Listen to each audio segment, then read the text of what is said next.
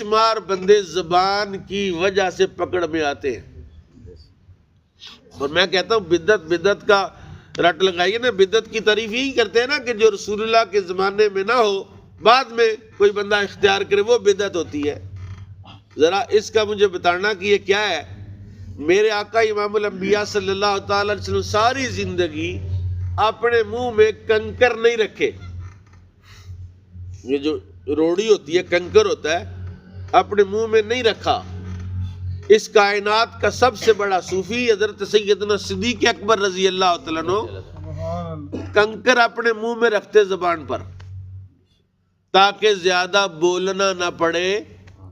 کیونکہ منہ میں کنکر کو چیز رکھی ہو تو نکال کے ہی بات کریں گے نا. آپ منہ میں کنکر رکھتے. پوچھا جناب کیوں؟ کہا زیادہ باتیں نہ کرو. زیادہ باتیں یہ جو ہم نہیں کر رہے